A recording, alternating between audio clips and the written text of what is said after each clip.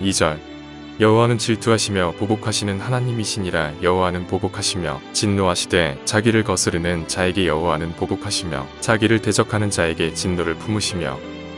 15절 볼지어다 아름다운 소식을 알리고 화평을 전하는 자의 발이 산 위에 있도다. 유다 내 절기를 지키고 내 서원을 갚을지어다. 악인이 진멸되었으니 그가 다시는 내 가운데로 통행하지 아니하리로다 하시니라. 네, 오늘부터 새롭게 이 나훔 선지서를 살펴보게 됩니다. 이 나훔은요, 아수르의 수도 니느웨를 향한, 니느웨에 대한 하나님의 심판의 메시지를 선포하는 선지서입니다. 오늘 본문의 1절에 나오는 이 엘고스 출신이라는 것 외에는 이 나훔 선지자에 대해서 알려진 것은 사실 없습니다. 나훔이라는 이름의 뜻은 위로를 받다인데요. 아마 이 나훔 선지자가 선포하는 메시지는 듣는 하나님의 백성들에게 큰 위로가 되었을 것입니다. 왜냐하면 니느웨를 향한 심판의 메시지는 사실 니느웨를 향한 것이 아니라 그들이 괴롭히고 있는 하나님의 백성 유다에게 향한 메시지였기 때문입니다. 그래서 이 나훔서의 처음 시작을 뭐라고 시작을 하고 있냐면요. 2절에 보면 여호와는 질투하시며 보복하시는 하나님이시니라 라고 시작을 하고 있습니다. 여호와 하나님은 질투하는 하나님이십니다. 이 질투하는 하나님이라는 표현은 구약에서 하나님을 묘사하는 정말 중요한 표현인데요. 이 구약 성경은 곳곳에서 하나님께서 질투하시는 분임을 언급하고 있습니다. 이 질투하는 하나님은 크게 두 가지 모습으로 나타나게 되는데요. 먼저는 하나님을 사랑하지 않는 자기 백성에게 나타납니다. 하나님께서는 자기 백성을 너무너무 사랑하시는데, 그래서 구원을 베풀어 주시는데, 그 백성이 하나님을 사랑하지 않을 때 하나님께서는 질투하는 하나님으로 나타나십니다. 여호수아 24장에 이러한 하나님의 모습을 잘 설명하고 있는데요. 여호수아는 이스라엘 민족 앞에서 마지막 설교를 하면서 이스라엘 민족이 가나안 땅에 들어가서 하나님을 섬기지 않고 우상을 섬기게 된다면 하나님께서 질투하시며 그들에게 심판을 내리실 것이다 라고 분명하게 경고하고 있습니다. 이처럼 마땅히 하나님을 사랑하고 하나님의 그 영광을 드러내야 하는 하나님의 백성이 하나님을 사랑하지 않고 하나님의 영광과 상관없는 삶을 살아가게 된다면 하나님께서는 그 백성에게 질투를 나타내시고 다시 백성들의 사랑이 하나님을 향할 수 있도록 하기 위해서 심판을 내리십니다. 두 번째는 하나님의 백성을 괴롭히는 대적들을 향한 질투로 나타납니다. 하나님께서는 비록 노하기를 더디하시는 하나님이시지만 절대로 벌받을 자를 내버려 두시지는 않으시는 분이십니다. 그러한 진노는 보통 이 하나님의 백성을 억압하는 대적들을 향해서 나타나는데요.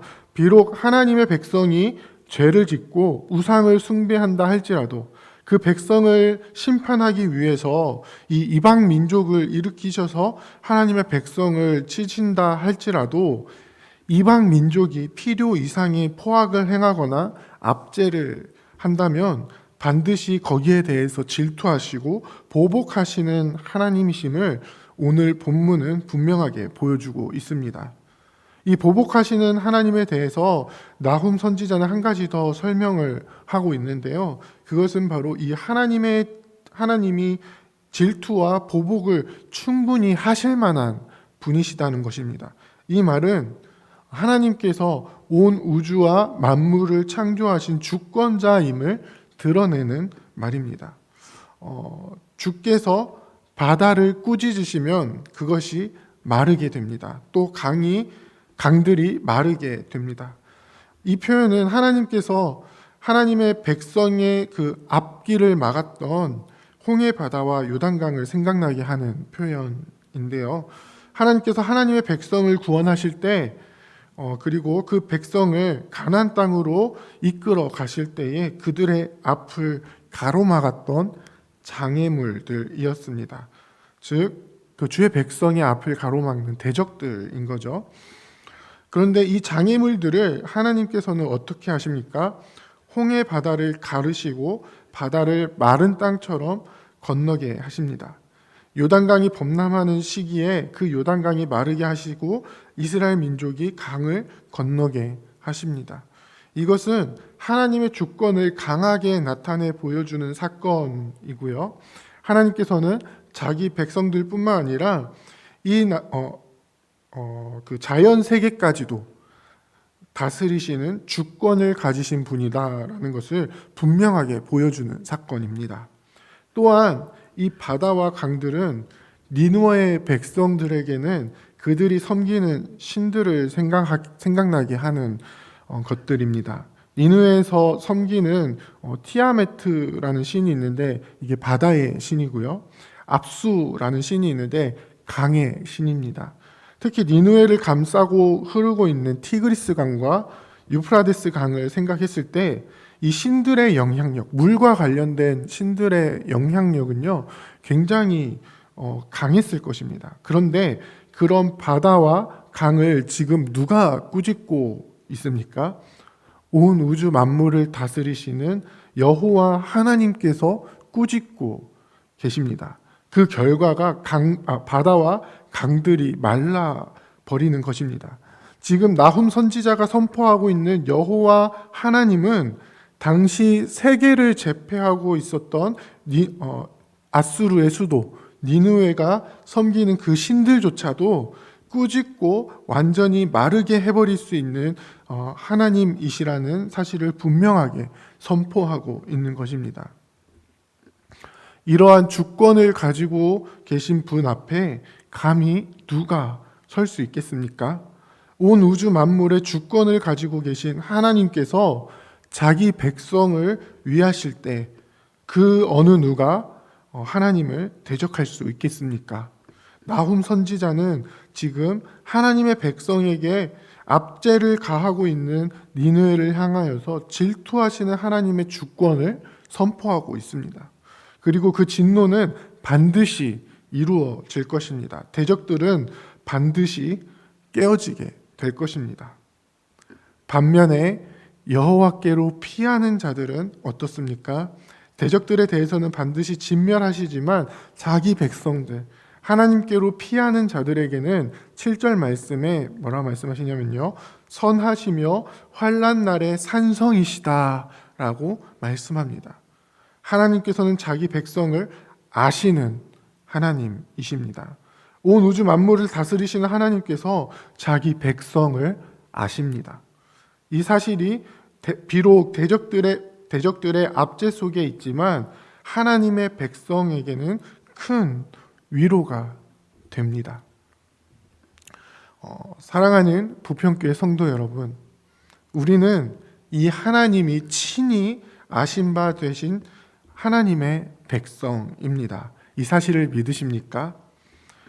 사도 바울은 우리가 하나님의 아신 바 되었는데 태초 이전부터 우리를 아셨다라고 말씀하고 있습니다. 하나님께서는 이 천지 만물을 지으시기 이전부터 우리를 알고 계셨습니다. 우리를 하나님의 백성으로 부르셨습니다. 그렇기에 우리는 어떻게 할 수 있습니까? 이 세상의 압제 속에서도 하나님께로 피할 수 있습니다. 이 세상은 하나님의 백성들에 대해서 끊임없이 악한 일을 계획합니다. 11절에 보면요, 여호와께 악을 꾀하는 한 사람이 나와서 사악한 것을 권한다라고 말씀합니다. 하나님의 선하신 통치를 인정하지 않고 하나님의 백성을 무너뜨리기 위한 악한 일들을 꾀하고 그것들을 실행시킨다는 것입니다. 그런 자들에게 하나님께서 뭐라고 말씀하십니까? 그들이 비록 강하고 많을지라도 반드시 멸절당하리니, 하나님께서는 대적들을 반드시 멸절시켜 주실 것입니다. 하나님께로 피하는 하나님의 백성을 구원해 주실 것입니다. 비록 하나님의 백성들이 죄를 짓고 우상을 섬겨서 이럴 때 무엇이 나타난다고 했죠? 바로 하나님의 질투. 그로 인해서 하나님께서 그 백성들을 백성들에게 이 대적이라는 멍에를 씌우지만 그 멍에를 어떻게 하십니까? 깨뜨리십니다. 다시는 하나님의 백성을 괴롭게 하지 않으실 것입니다. 그렇기 때문에 우리는 더 이상 세상의 압제에 눈물을 흘리는 것이 아니라 이 세상 가운데에 하나님의 통치를 온전히 선포하는 자들이 되어야 합니다. 세상은 여전히 우리를 향해서 악한 일을 꾀하고 우리를 압제하려고 하지만 우리를 그 품에 품으시고 구원하시는 분, 우리를 압제하는 세상을 진멸하시는 분, 더 이상 세상의 우상이 쓸모없는 것이다 라는 것을 분명하게 나타내 보이시는 분, 그분을 우리는 온전히 의지하면서 15절에 뭐라고 고백을 합니까? 볼지어다 아름다운 소식을 알리고 화평을 전하는 자의 발이 산 위에 있도다. 이 아름다운 소식이라는 것은 전쟁에서 승리했다는 소식을 말합니다. 무슨 뜻이죠? 하나님께서 우리 대적을 이기셨다라는 소식입니다. 나훔 선지자가 이 메시지를 선포하는 그 시기에는 어떤 소식입니까? 하나님께서 우리의 대적 니느웨를 무너뜨리신다라는 소식입니다. 신약 시대를 살아가는 우리에게는 어떤 소식입니까? 예수 그리스도께서 우리의 대적 마귀를 이기셨다는 것입니다. 이 승리의 소식을 전하는 발이 산 위에 섰습니다. 이 소식이 하나님의 백성들에게 전해집니다. 이제 이 백성들은 어떻게 하면 됩니까? 15절 끝에 보면요. 유다야, 네 절기를 지키고 네 서원을 갚을지어다. 이것은 절기와 서원을 통해서 하나님께 감사하고 기뻐하는 백성들의 모습을 이야기합니다. 우리 가운데 행하실 승리와 하나님께서 이루실 평화를 기대하며 백성들이 드렸던 서원을 지키라는 것입니다. 이 서원을 지킬 때에 백성들은 정말로 하나님께서 그것을 이루셨다라는 기쁨으로 충만하게 되는 것입니다. 이러한 기쁨이 우리 안에 온전히 있기를 원합니다. 세상에서는 우리를 대적하며 우리를 무너뜨리려 하지만 이미 승리하신 예수 그리스도를 통해서 우리에게 주시는 참된 평화, 세상이 알지 못하는 참된 평안을 우리에게 주시는 이 주님으로 인해서 날마다 기뻐하시기를 원합니다. 더 이상 우리의 대적이 우리 가운데로 통행하지 않을 것이다 라고 분명하게 말씀하시는 이 주님의 약속의 말씀을 굳게 잡고 이 승리의 소식을, 이 기쁨의 소식을 산 위에 서서 전하는 발이 되기를 원합니다. 그래서 온 땅 가운데 결국 하나님의 백성을 구원하시고 온 우주 만물을 다스리시고 통치하시는 하나님을 온전히 나타내 보이는 저와 여러분들이 다 되시기를 주님의 이름으로 부탁드립니다. 우리 함께 기도하겠습니다. 이제 오늘 받은 말씀으로 함께 기도하겠습니다. 이 땅 가운데 악한 세력을 이기시고 구원하시는 하나님을 온전히 믿고 신뢰하며 우러러 볼 수 있도록 우리를 붙들어 주옵소서. 주님의 구원을 온 땅에 선포하며 주님 주시는 참된 평화와 기쁨을 누리는 하나님의 백성 될 수 있도록 우리와 함께 하소서.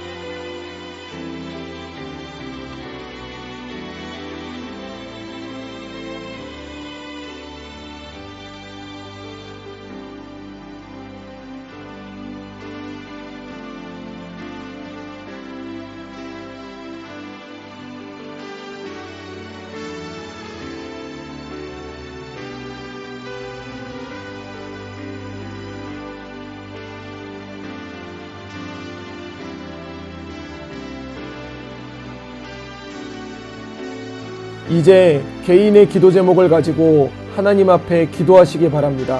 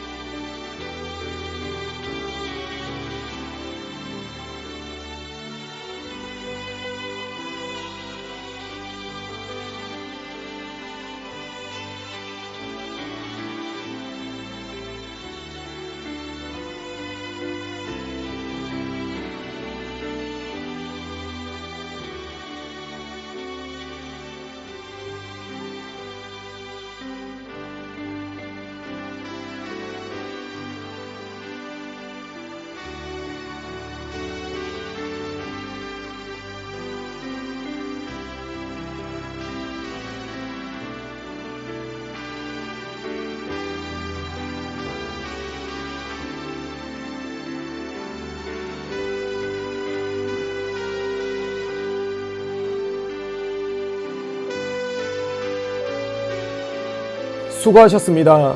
오늘도 하나님의 인도하심 가운데 승리의 하루를 보내시는 우리 재건부평교회 모든 성도님들이 되시기를 주님의 이름으로 축복합니다.